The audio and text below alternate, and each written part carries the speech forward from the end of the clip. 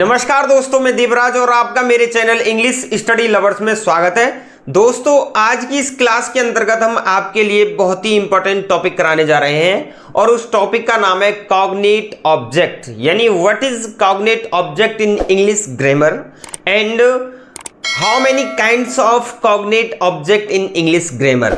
यानी cognate object क्या होता है, इंग्लिश ग्रामर के अंतर्गत कॉग्निट ऑब्जेक्ट के कितने प्रकार होते हैं। यानी यह आपके लिए थोड़ा सा अलग हो सकता है, लेकिन इंग्लिश के अंतर्गत एक कॉग्निट ऑब्जेक्ट होता है। उसके सारे प्रकारों के बारे में मैं आपके लिए बताऊंगा और ये भी बताऊंगा कि कॉग्निट ऑब्जेक्ट क्या होता है। तो दोस्तों, वीडियो को शुरू करते हैं। तो देखते हैं कि कॉग्निट ऑब्जेक्ट होता क्या है। कि कॉग्निट ऑब्जेक्ट बहुत ही इंपॉर्टेंट टर्म है, ये अलग से परीक्षाओं में पूछा जाता है कि ये कौन सा ऑब्जेक्ट है। तो आपको यदि पता है तो आप बता सकते हैं। हालांकि ऑब्जेक्ट के दो प्रकार होते हैं, एक डायरेक्ट ऑब्जेक्ट, एक इनडायरेक्ट ऑब्जेक्ट। यदि आपने मेरी ऑब्जेक्ट वाली वीडियो को नहीं देखा है तो प्लीज जाकर देख लें। उस वीडियो को आपने देख लिया तो बहुत ही जल्द समझ में आ जाएगी और आगे आप इस वीडियो को भी समझ सकते हैं या समझ जाएंगे। तो कॉग्निट ऑब्जेक्ट के बारे में चर्चा करते हैं कि जब वाक्य में वर्ब, ये ध्यान रखना, वर्ब इंपॉर्टेंट है कॉग्निट ऑब्जेक्ट के अंतर्गत। यानी जब वाक्य में वर्ब के अर्थ की समानता, ये ध्यान रखना है, वर्ब के अर्थ की समानता में ही नाउन ऑब्जेक्ट होता है, ये ध्यान रखना है। सबसे बड़ी चीज या इंपॉर्टेंट जो चीज है कॉग्निट ऑब्जेक्ट के अंतर्गत वो ये है कि जो वर्ब आएगी उसी के समानांतर कोई ऑब्जेक्ट पूछा जाएगा। कोई ऑब्जेक्ट होगा और नाउन ऑब्जेक्ट होगा। जब वह वर्ब से समानता रखता है तो उसे ही हम कॉग्निट ऑब्जेक्ट बोलते हैं। इस बात को आपको ध्यान रखना है। उसे ही हम क्या बोलते हैं, कॉग्निट ऑब्जेक्ट बोलते हैं। एग्जाम्पल समझेंगे। यदि आपने इस एग्जाम्पल को समझ लिया तो आप भूलेंगे नहीं। जैसे यहां पर ये सब्जेक्ट हो गया ही, यहां पर डाइड मरा, अ सैड डेथ, उसकी बहुत बुरी मृत्यु हुई। तो यहां पर वर्ब को पकड़ना है दोस्तों। किसको पकड़ना है, वर्ब को।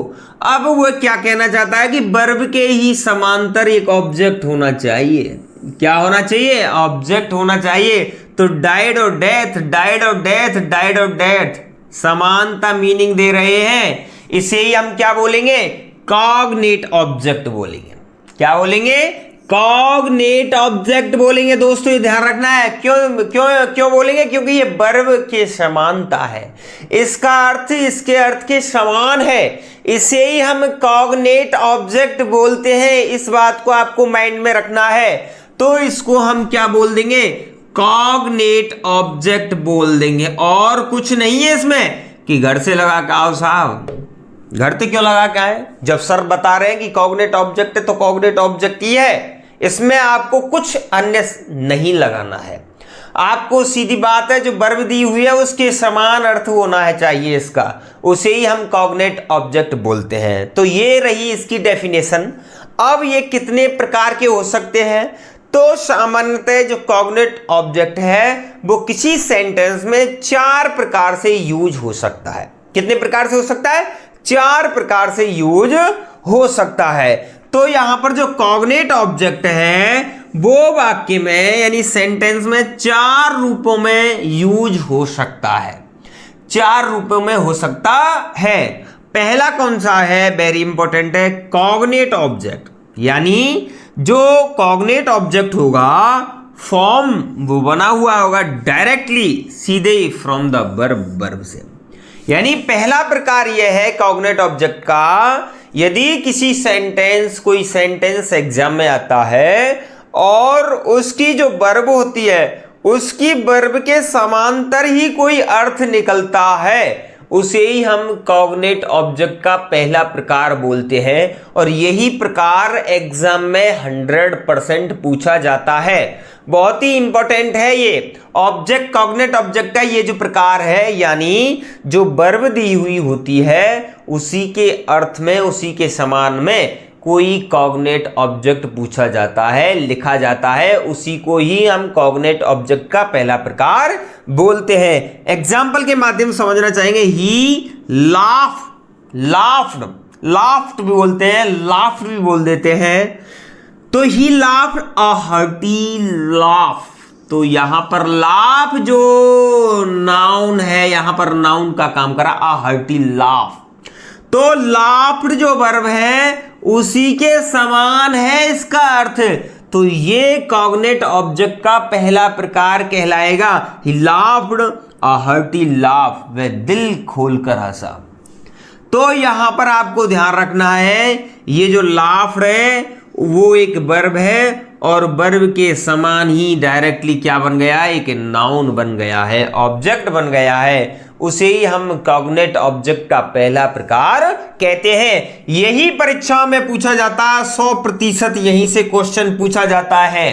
ये समझ में आ गया तो कोई सा भी क्वेश्चन आप सॉल्व कर सकते हैं। नेक्स्ट उदाहरण समझना चाहेंगे, जैसे कि he slept a sound sleep, वह गहरी नींद सोया, वह गहरी नींद सोया दोस्तों। तो स्लेप्ट यहां पर वर्ब है, इसी के समांतर एक नाउन निकला है अ साउंड स्लीप।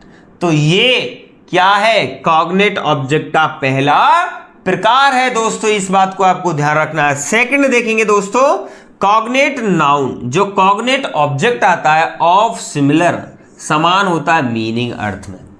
यहां क्या था, डायरेक्टली वर्ब से लिया जाता, लेकिन यहां ये दूसरा प्रकार है, जो वर्ब आएगी उसके समान अर्थ देगा। हालांकि उस जैसा वर्ड नहीं होगा लेकिन समान अर्थ निकलेगा। इसको समझेंगे सिनोनिम्स। क्या सिनोनिम्स, जैसे प्रसन्न, खुश। तो प्रसन्न अलग वर्ड है, खुश अलग वर्ड है। खुश अलग वर्ड है, प्रसन्न अलग वर्ड है। यहां पर प्रसन्न अलग वर्ड है, खुश अलग वर्ड है। तो ये कौन सा प्रकार हो जाएगा, कॉग्नेट ऑब्जेक्ट का दूसरा प्रकार हो जाएगा। तो एग्जाम्पल के माध्यम समझेंगे। सी बेंट अ लॉन्ग वे। तो बे अलॉन्ग वे भी एक ऐसा अर्थ दे रहा है जो बेंट का सा अर्थ दे रहा है। क्या दे रहा है, जा गया था लॉन्ग वे, लंबे रास्ते पर, यानी वह बहुत आगे निकल गया। तो यहां पर वेंट अ लॉन्ग वे, ये लॉन्ग वे भी बेंट का सेंस दे रहा है, सिमिलर अर्थ दे रहा है दोस्तों। तो यहां पर ये कॉग्नेट ऑब्जेक्ट का दूसरा प्रकार कहलाएगा। नेक्स्ट एग्जाम्पल समझते हैं। He fought a good battle. He fought a good battle. A good battle किसका सेंस निकाल रहा है, फॉट का ही। फॉट एक अलग वर्ब है, गुड बैटल एक नाउन है, ऑब्जेक्ट है, कॉग्नेट ऑब्जेक्ट है। जब ये समान अर्थ निकले, वर्ब का समान अर्थ निकले, उसे ही हम क्या बोलते हैं, कॉग्नेट ऑब्जेक्ट का दूसरा प्रकार। अब तीसरे प्रकार के बारे में देखते हैं। अब ये कॉग्नेट नाउन का जो तीसरा प्रकार है उसको देखते हैं दोस्तों। यानी a noun descriptive of the cognitive noun, यानी जो कॉग्निटिव नाउन जो ऑब्जेक्ट आएगा वो खुद अपने आप में एक डिस्क्रिप्टिव होगा।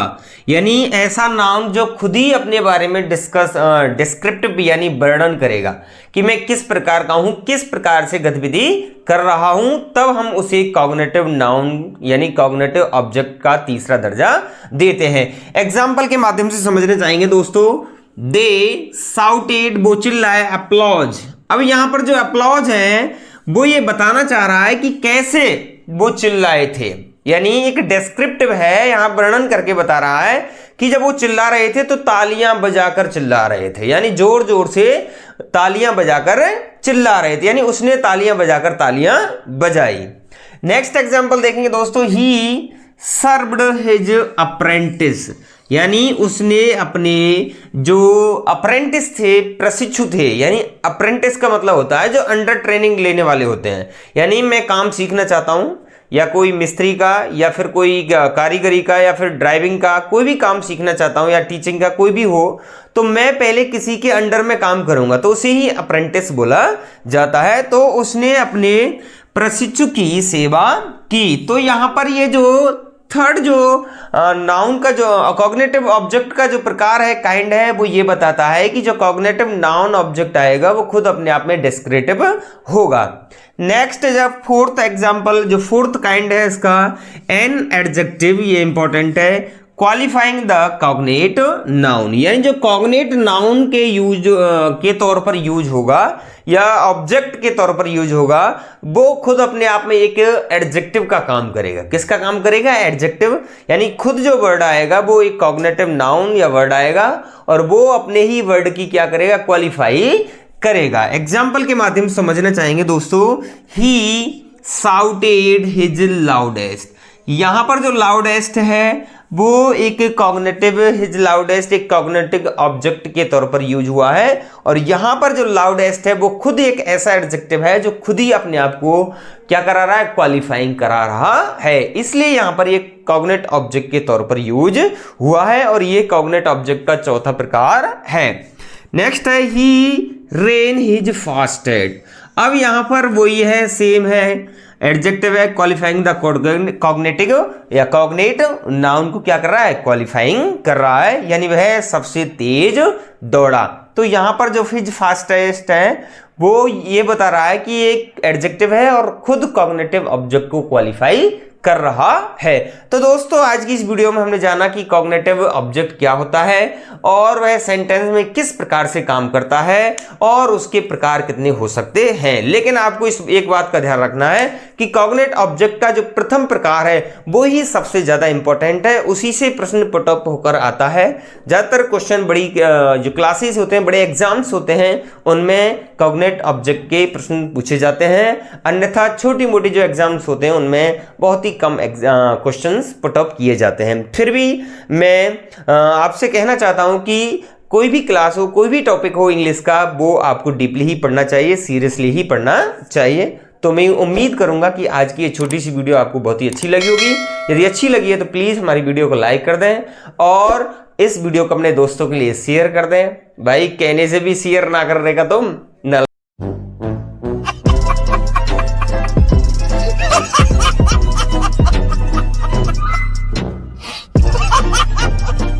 लाइक कर रहे, कोई बात नहीं, छोड़ो।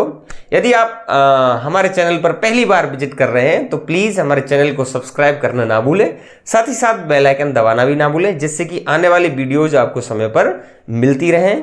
आज के लिए बस इतना ही, मिलते हैं किसी अन्य वीडियो के साथ, तब तक के लिए धन्यवाद दोस्तों।